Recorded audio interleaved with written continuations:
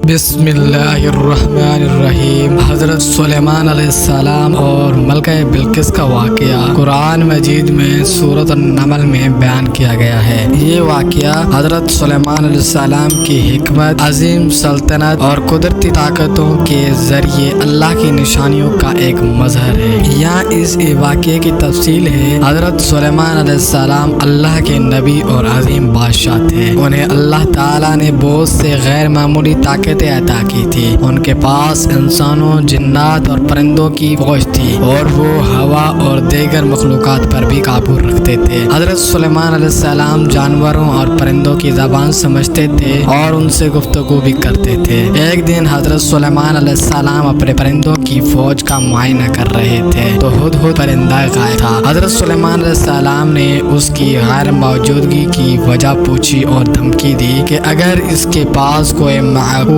عذر نہ ہوا تو اسے سزا دی جائے گی۔ کچھ دیر بعد ہدہد آیا اور حضرت سلیمان علیہ السلام کو خبر دی کہ اس نے سبا کی ایک عظیم سلطنت دریافت کی ہے جس کی ملکہ کا نام بلقیس ہے۔ ہدہد نے بتایا کہ بلقیس اور اس کی قوم سورج کی پرستش کرتے ہیں اور اللہ کو بھول چکے۔ حضرت سلیمان علیہ السلام نے بلقیس کو دعوت دی کہ وہ اپنے رب کی طرف رجوع کرے اور ان کی اطاعت کرے۔ انہوں نے ایک خط ہدہد کے ذریعے ملکہ بلقیس کو بھیجا جس میں اللہ کی وحدانیت کا پیغام دیا گیا اور اسے کہا گیا کہ وہ اسلام قبول کرے۔ جب بلقیس نے خط پڑھا تو وہ حیران رہ گئی اور اس نے اپنے مشیروں سے مشورہ کیا اور انہوں نے اسے جنگ کی تیاری کا مشورہ دیا، لیکن بلقیس نے دانش مندی سے فیصلہ کیا کہ پہلے حضرت سلیمان علیہ السلام کے پاس تحفے بھیج کر ان کا ارادہ معلوم کیا جائے۔ جب تحفے حضرت سلیمان علیہ السلام کے پاس پہنچے تو انہوں نے طائف قبول کرنے سے انکار کر دیا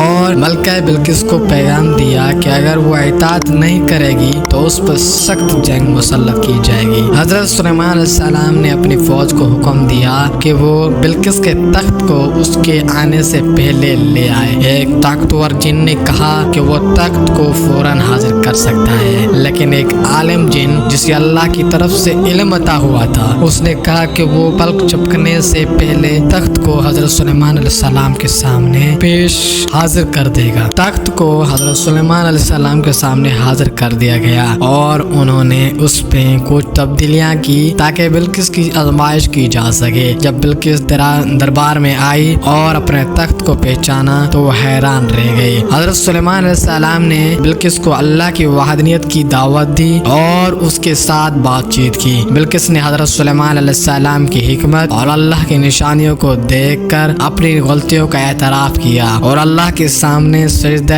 ریز ہو کر اسلام قبول کیا۔ یہ واقعہ قرآن مجید کی سورۃ النمل میں تفصیل کے ساتھ بیان کیا گیا ہے، جس میں حضرت سلیمان علیہ السلام کی قوت و طاقت اور اللہ کی نشانیوں کا ذکر ہے۔ اس سے یہ سبق ملتا ہے کہ اللہ کی طاقت اور حکمت کے سامنے دنیا کی تمام طاقتیں کچھ بھی نہیں ہیں اور ہدایت صرف اللہ کے حکم سے آتی ہے۔ یہ واقعہ نبیوں کی حقانیت، حکمت اور اللہ کی رہنمائی کو واضح کرتا ہے اور انسانوں کو یہ درس دیتا ہے کہ انہیں اپنے رب کی طرف رجوع کرنا چاہیے۔